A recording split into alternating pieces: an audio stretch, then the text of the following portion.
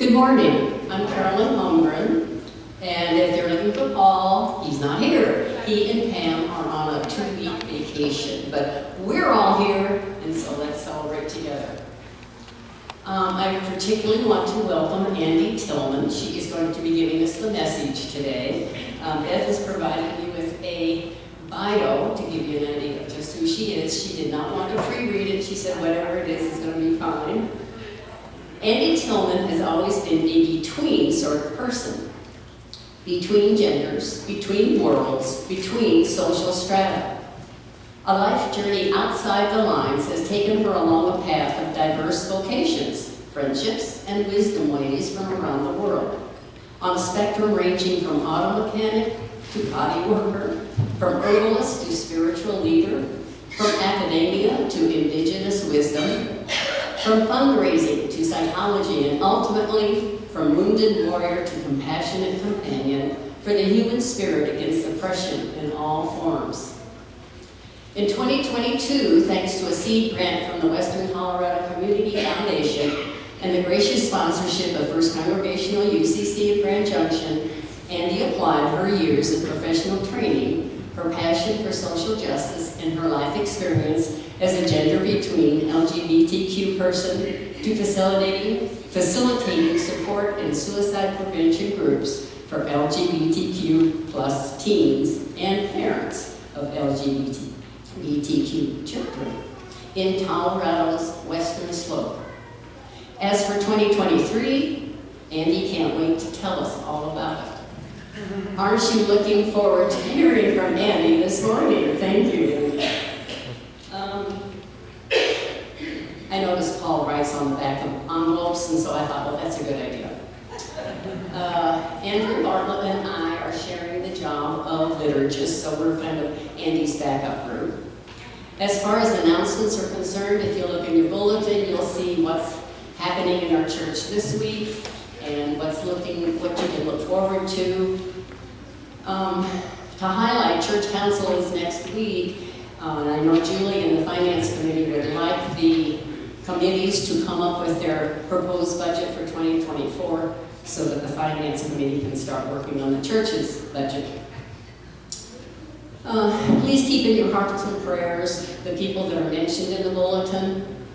I would like to add Gail Mosier, who is going into hospice this week. Ellen has an additional announcement for us.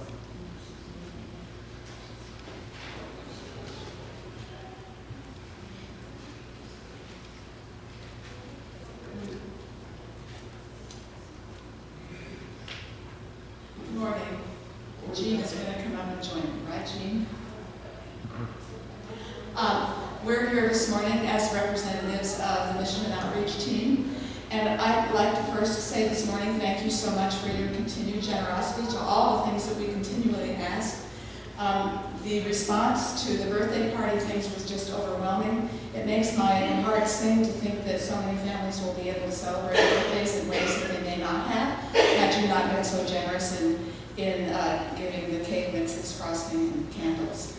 As you know, our current focus is on the Community Food Bank, and also, as you probably know, if you've been reading the bulletin and other publications, that this month we are collecting reusable bags that clients at the Community Food Bank can use to carry their groceries back and forth. So Jean and I are going to kind of do a little show and tell. Here are the different kinds of bags you might want to choose. And I'll let you start with these. This is a bag that you can buy at Walmart for 97 cents. So, you know, if you want to spend $10, you can get quite a few of these. And they may not look as sturdy as other bags, but I've used them and so has my daughter-in-law, and they are very sturdy. Yeah, and I picked this up at the dollar store. So that's one option. Another option, if you are handy, and we do have a lot of talented seamstresses in this congregation, you can make them. This is a bag that Joanne made, and this is a bag that Donna Hoffman made. And as I understand it, Zoe also has made bags. So this is something that even the youth can get involved with. And Joanne is great at teaching people how to make those bags. Right, Joanne? You've done that before. And then finally, and this is the option that I've chosen, is to simply look around your house and recycle bags that you're not using. I don't know about you, but I have way more bags than I need. So any kind of bag, a canvas bag like this, or again, a cloth bag, anything that you think a person could use over and over again to pick up groceries. And then finally, as you know, we have ongoing needs for the Catholic Outreach Food Pantry. This month we're collecting canned fruit and canned vegetables. So thank you so much, as always, for your generosity.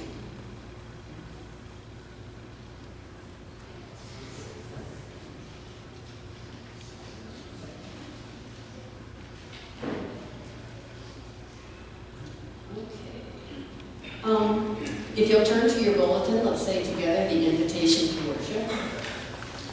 Whoever you are, and wherever you are on life's journey, you are welcome here. And I think Beth has some thoughts she'd like to share with you this morning. So one of the lessons that I learned when I was employed secularly in corporate America was something called the Pareto principle. How many of you have heard of that? Oh boy, well let me explain that the Pareto principle states that 20% of your efforts yields 80% of your results. Which, you know, I found that to be quite true, but what corporate America never taught me was how you identify which of your efforts would fall in that 20%. So really, it's still just a guess. And Andi is here to tell you about a time when the church put in 20% effort and yielded 80% results.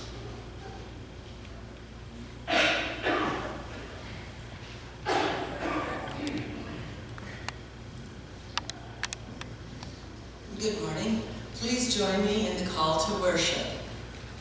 As we harvest our growing abundance in this time of midsummer, may we relish in the fruit of our labor. As we harvest the fruitful seeds of nature in God's garden, let us share the bounty with our neighbors.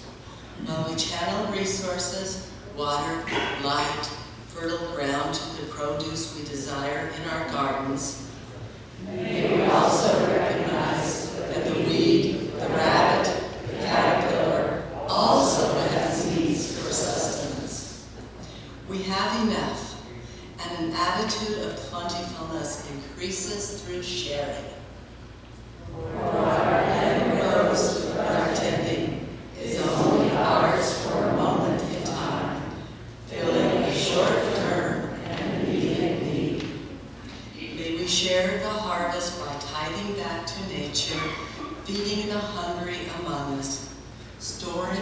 future without hoarding, and setting enough seed aside for the next season of planting.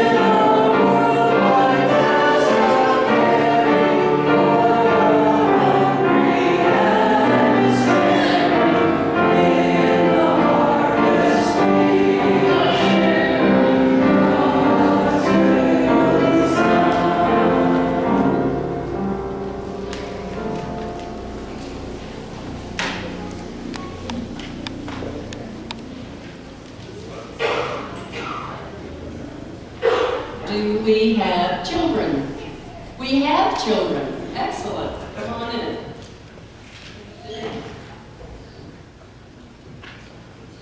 I decided this morning, instead of my telling them a story, because this has been a very special week for our school-age kids, I would like to hear from them what kind of an experience they've had this week. So, how did it feel? Were you happy, excited, scared, sad? I was happy because my friend Zoe and Cannon are sitting at the exact same table as me, and my friend Lacey's in the same class.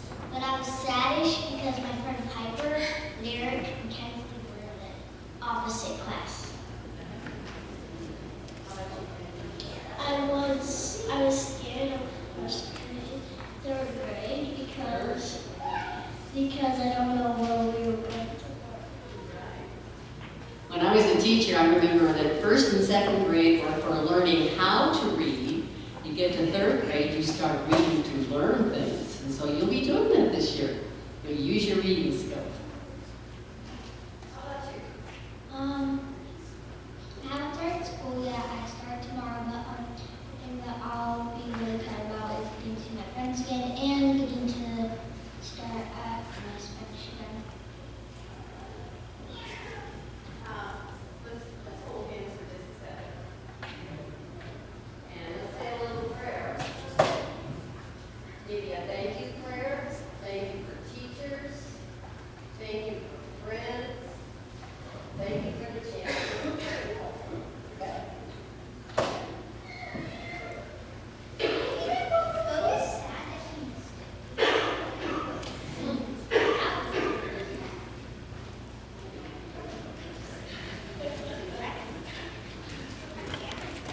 Now is our time to share joys and concerns, prayers for anyone and everything. Who has something they would like to share? I'm Karen. I just want to ask for prayers for Mallory.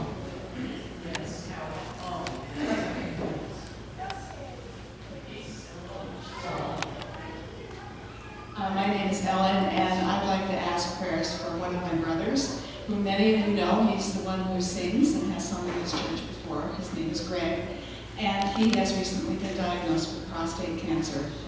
And he and the doctors are very optimistic about the treatment that he's about to undergo, but I know that he and his family would appreciate prayers. Thank you. Shalom. Shalom.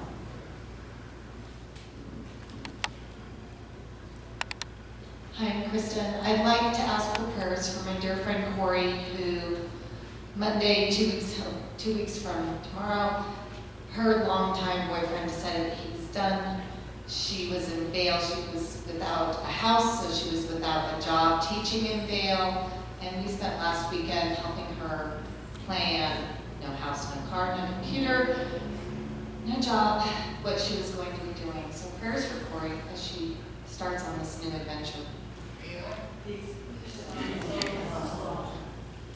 I'm Mother Carolyn, and my daughter Lois is here from Texas, trying to get in the cool weather for a couple of weeks.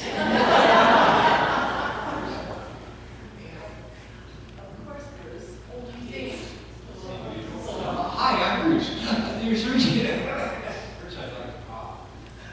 There are three things I'd like to tell you. There is a school board meeting on Tuesday evening at 5 p.m. If you have any opinions, apparently there are a lot of lively opinions out there about the actual content of your comprehensive ed class, sex education class. Please come Tuesday night and express them. Okay, there will be a city council meeting Wednesday night. Apparently we had a fatality. One of the individuals was out on the street, accidentally walked across the street, and a couple of guys were drag racing or something. It was Gracie's friend of mine from the park. And she said they're going to have issues trying to find the individuals that actually did it, and I hope they do. But that's Wednesday night. And I got 1,000 hits. Actually 1,000 plays on a promotion I did for the Veterans Arts Center. It was about all the emails that or Facebookers I had received from Mr. Young, and I put his name in there and everything, and it played a song for him, and I got 1,000 hits, and that is 1,000 plays, and I think that's neat. That's unreal.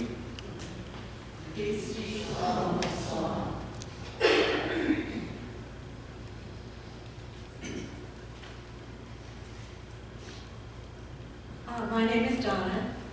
I have a very dear friend, Connie Mattis. Many of you may know her. Her son was riding one of those crazy off-road vehicles, and he went down in a ditch and broke his neck. Yeah, it's pretty sad. Services are tomorrow at the, I don't know, I can't tell you where. I'm going with a friend, good thing. Anyway, Connie would appreciate your prayers. It's been a rough time for her.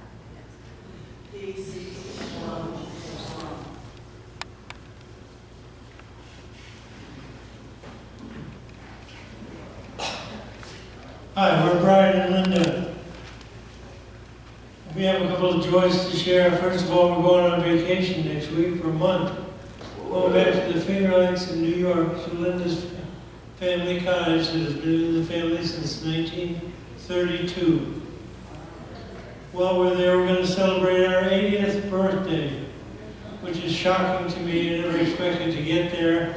I never expected not to get there either. So in the tradition of Jim Law, we're going to drop a couple of checks for $80 a piece in the till. We hope for a safe trip, and we're going to leave you for a month.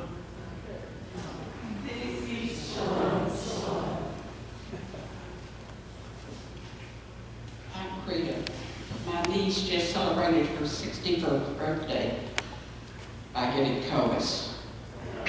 She has cancer, so they had to stop the cancer treatments until she gets over the COVIS. But she's in Texas. Her name is Karen.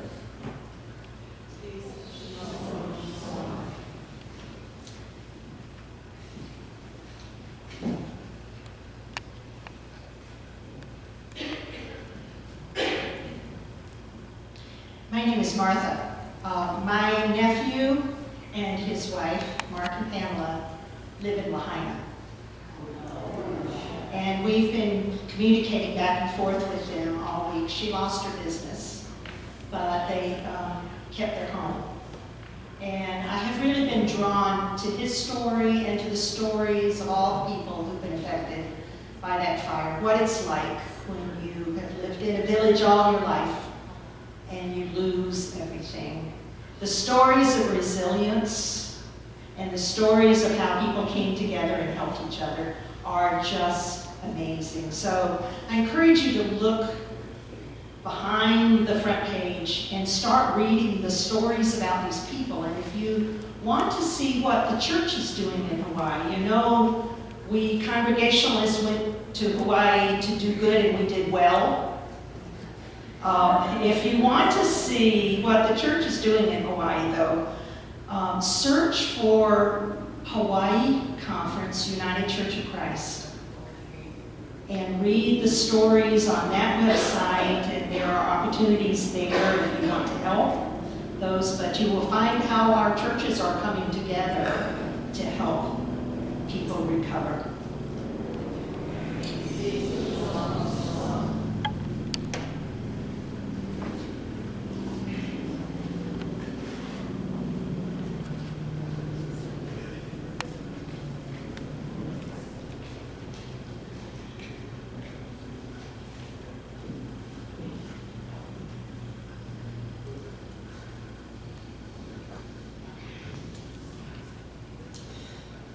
God, we ask for your love and support in all of our various joys and concerns. Amen. Please join me in the Lord's Prayer. Our Creator, who art in heaven, hallowed be your name. Your kingdom come, your will be done, on earth as it is in heaven. Give us this day our daily bread, and forgive us our debts as we forgive our debtors. And lead us not into temptation, but deliver us from evil. For yours is the kingdom, and the power, and the glory forever. Amen. For the invitation to the offering, I would like to quote from a progressive Christianity website.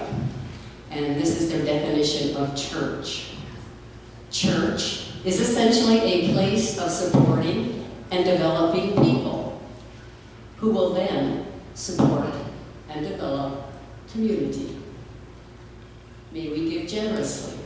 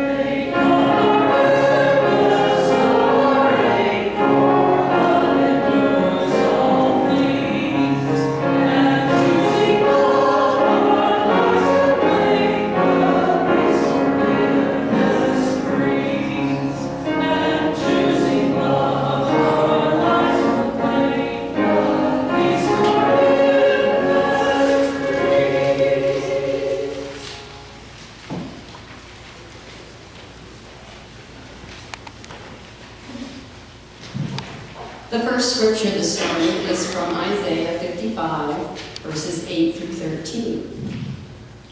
My thoughts are not your thoughts, nor are your ways my ways, says the Holy One. For as the heavens are higher than the earth, so are my ways higher than your ways, and my thoughts than your thoughts. For as the rain and the snow come down from heaven, and do not return there until they have watered the earth, making it bring forth and sprout, giving seed to the sower, bread to the eater, so shall my word be that goes out from my mouth. It shall not return to me empty, but it shall accomplish that which I purpose, and succeed in the thing for which I sent it. For you shall go out in joy, and be led back in peace. The mountains and the hills before you shall burst into song, and all the trees in the field shall clap their hands. Instead of the thorn shall come up the cypress.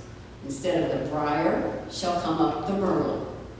And it shall be to the Lord for a memorial, for an everlasting sign that shall not be cut off.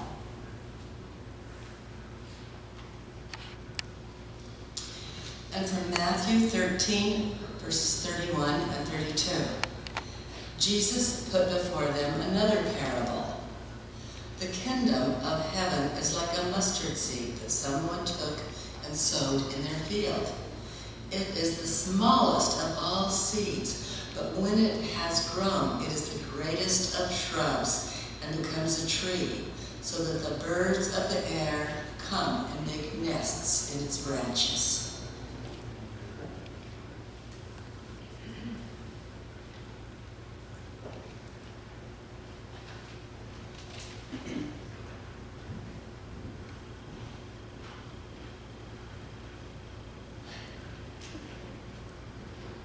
Good morning. Good morning. So I'm really glad to be here. 18 months ago or so, I think so, that I gave a sermon when we were getting started. So I'm here to celebrate today and to express really deep gratitude to FCC and this congregation for something really wonderful that's happened. Actually, I believe a true miracle, and you've all been a part of it, and you deserve to know that.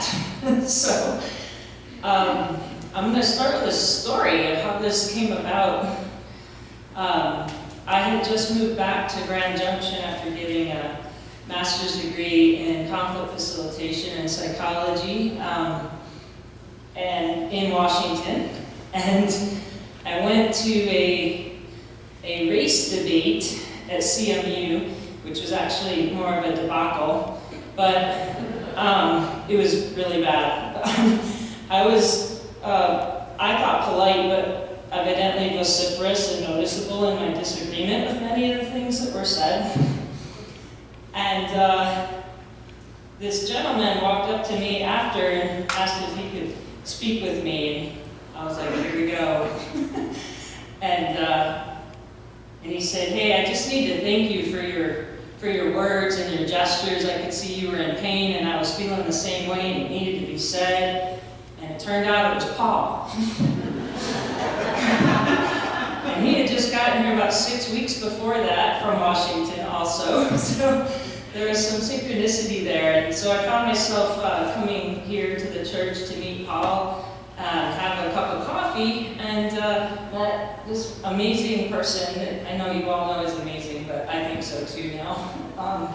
Beth at her desk, and Erica Kitzman was also in the office.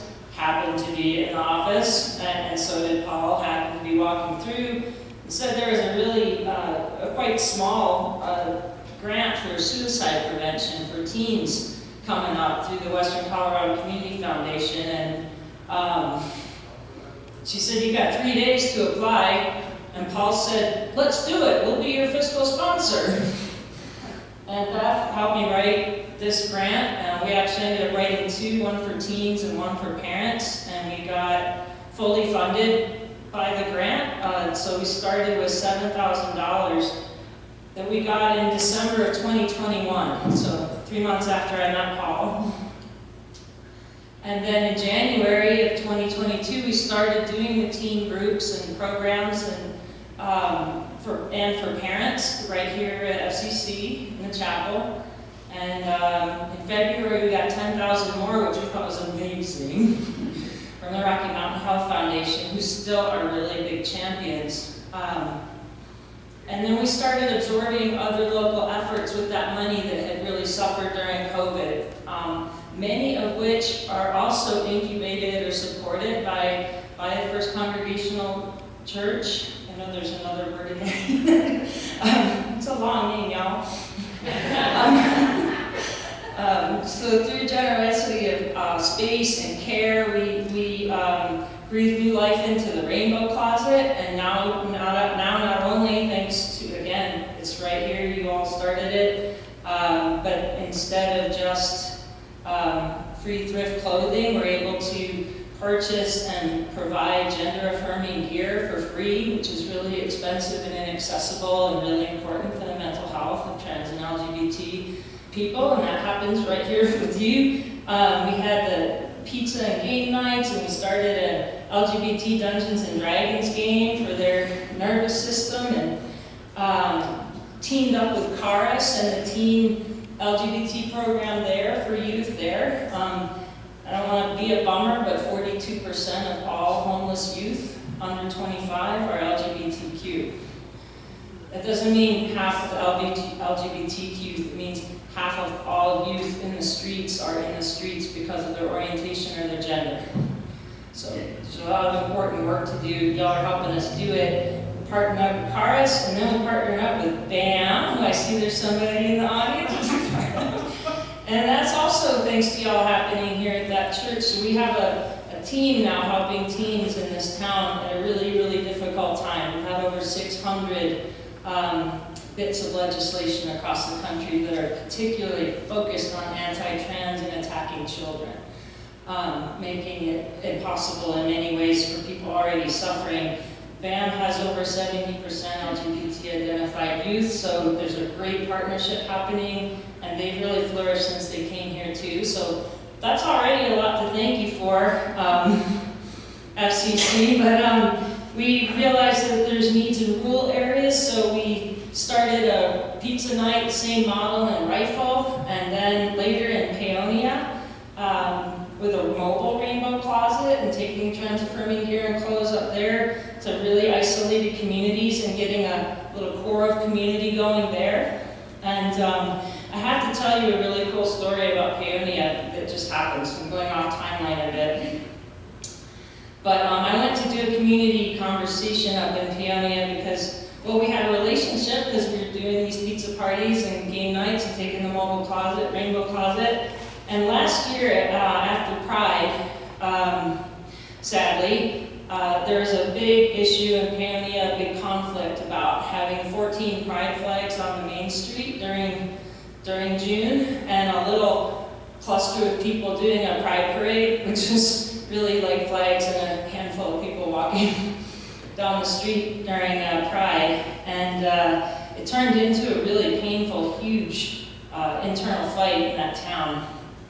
One of the leaders for what I would call, I don't want to cite it, one of the big supporters of the LGBT people up in Paonia as part of the Learning Center had a Pride flag in her, just hanging off her porch. And a kid ran up to her door. I hate these stories, but he'd been really bullied and thrown in a dumpster by other kids because he was trashed for being trans. But he ran up to her house because there was a Pride flag, didn't know her, but like found a safe space. So in this community conversation, as a result, eventually the town council outlawed Pride flags in public spaces, on public property, and in fact said only American flags and the Christmas manger could be displayed on public property. You know, not really exactly constitutional, but so after this community event, one of the people who was vociferously anti-LGBT and really against the Pride flags was asked by one of the LGBTQ people in town, so if they were on private property, I mean, what would you think about that? Would that be okay with you? And She says, well, you know, I wouldn't like it still, but I guess I can't say anything about people's private property. So we gave $1,000 to them, and they had people volunteer to have pride flags put on their private property. So I went up there last month, and there's 160 pride flags every block and every business. So like 14 that followed them last year, I guess is looking pretty good right now. They also banned the Pride Parade. So being Paonia, they have an amazing community there. So we can't have a Pride Parade. They spent 6 months building a rainbow trout to put in the actual 4th of July parade, which has 10,000 people present because it's Cherry Days. And they won the grand prize. And we were part of that. So I love that one, right? It can really backfire. He can really backfire love. So going back to the timeline, in March of 2023, we really noticed through our work there's very long waiting lists, like 18 months to 3 years for LGBTQ competent therapy. We had 80% of youth in Western Colorado wanting mental health care, and 60% of them couldn't get it. We have 27% of LGBTQ that won't go to doctors even if we have money and even if we're sick, because there's a lot of mistreatment in different ways that happen at the doctors. So I teamed up with a PhD psychologist out of Salt Lake, Dr. Jesse Smith, and we developed trainings to train mental health practitioners and medical practitioners and social service agencies and everyone interacting with LGBTQ and trans folk. Trusting everyone would do better if they knew better, right? We got a grant just, I think, 2 months after that from Rocky Medicaid, which is really good. We can be proud of Colorado and even Medicaid in Colorado. Gave us a very generous 6-figure grant to offer those trainings for free. That was in March. We've already trained now in August 310 people, doctors and mental health therapists. We've had 471 enrolled by the end of the year and more coming. That's a really big impact in a small community. So one of the big antidotes for the troubles that happen for LGBT kiddos, which come from discrimination, not from their gender or their orientation, it comes from their experiences. We know that just one trusted adult in their life can cut very drastically bad 10 to 15 times the suicide rate for cisgender or heterosexual youth by 40%. So we can cut those rates by 40% with just one trusted adult. So imagine in a community this size, we've got almost 500 people volunteering 6 hours at a time to become those trusted adults. And you are those trusted adults. This church is like a trusted adult in the community by being a safe space and by all the work that you do. So thank you for that. And then Beth and I were going through, so then we matched about, this time last year, we actually matched the church budget. Martha, we could not have done any of this without you. Thank you. Deep out, you have a little quiet hero here. I bet you know that already, but really bravely, after Paul said we'll fiscal sponsor, that meant Martha will help you. I think she's used to that, but and Beth. But under their guidance and help, we had matched the church budget by this time last year, just 9 months in. So we got our own nonprofit status in September, and not quite a year later, I've just been going through what in the world happened, because it's that time of year. We have raised $566,000. It's just amazing. And we have 16 people getting stipends. We have programs running all over town and in multiple rural communities, and the trainings are going all over the state. We're going all the way up to Craig. Things that people didn't think would ever happen on the Western Slope, we've become at the center of. And now, this is like a drum roll, but I'm like, very sore because we moved a lot of furniture yesterday because we are actually opening an LGBTQ center 4 blocks away right here in Grand Junction. It'll be a drop-in center, so 7 days a week, multiple hours a day of safe space that kids and students from CMU and adults can come in and get resourced or just have a safe space to hang out or run our programs. And we're starting a counseling center, which is also a career track for creating LGBT lived experience peer specialists that we are contracted with Second Wind Fund, who will pay those people. So youth 20 years and below, between 12 and 20, can get up to 23 mental health counseling sessions because of the Second Wind Fund right here on our space or by telehealth. That's huge to close that gap, and all of them will go through our training so they'll be culturally competent to deal with our population. It's absolutely huge. It's making such a big difference. So wow, like I want to applaud you. This literally happened. It's like talking about mustard seeds, right? So a big part of our why, I'll get a little more sermon-y now, is that the current culture of hatred and oppression for those who do not conform to colonial binary gender rules is an aberration in human history. It's a terrible one, but it's still an aberration. We are not the abominations that the culture names us. As an integral part of humanity, a culture that names us abominations is in and of itself an aberration and abominable. Thank you for not participating in that culture, for being part of the antidote. The despair of LGBTQ youth does not stem from their gender experience or orientation, but from their reactions and treatment of those around them. Thus, supporting those closest to them and their community is the best way to ensure that they receive the love and support that they need. So it is a little tough. It's hard in our culture to feel like we might get something wrong or even to put up with somebody different than us. I'm really grateful that you've chosen not to do that.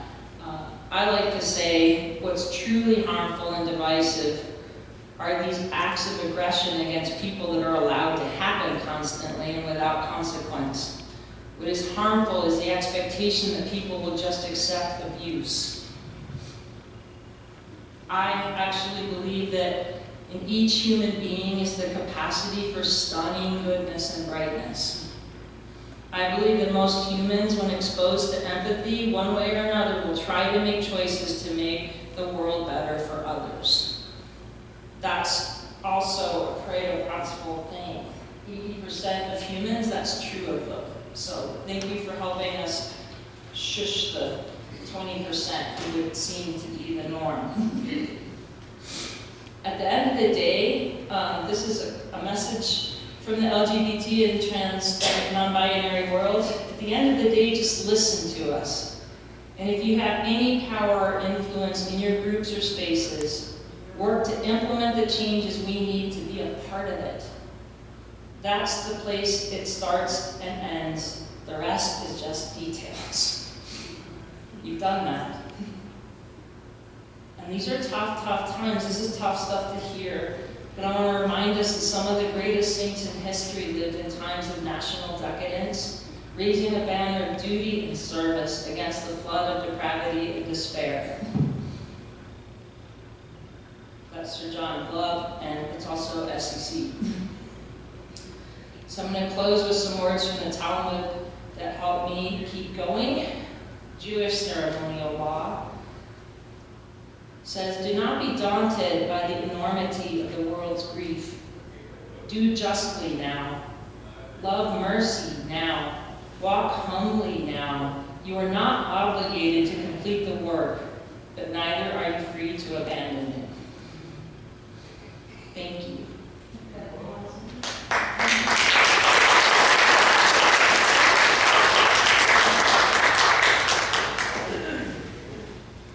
I just want to reiterate, as a genderqueer, lesbian person in this congregation, and welcomed by you all. And I'm glad, because of my lived experience, that you all are engaged in this work and that you have allowed me to engage in this work. Yeah, we're no longer the fiscal sponsor. But I have a kind of a part-time gig with LDU that I am, actually my unofficial title is the Tigger Wrangler. Tigger is Andi's nickname. And when she's not sore from moving furniture, she's quite the Tigger. But you see the seeds that we planted and we cultivated, and you see, back to that Pareto principle, how 20% effort has yielded 80%. And truly, we have this huge mustard tree growing in Grand Junction right now that's filled with queer birds of all kinds. Amen. Amen.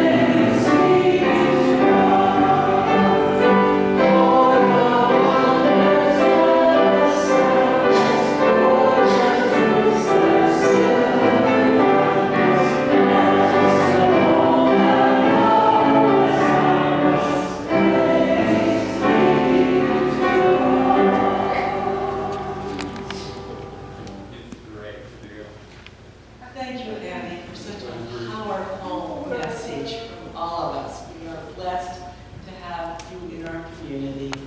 You too, Beth. May the strength of God sustain us. May the power of God preserve us.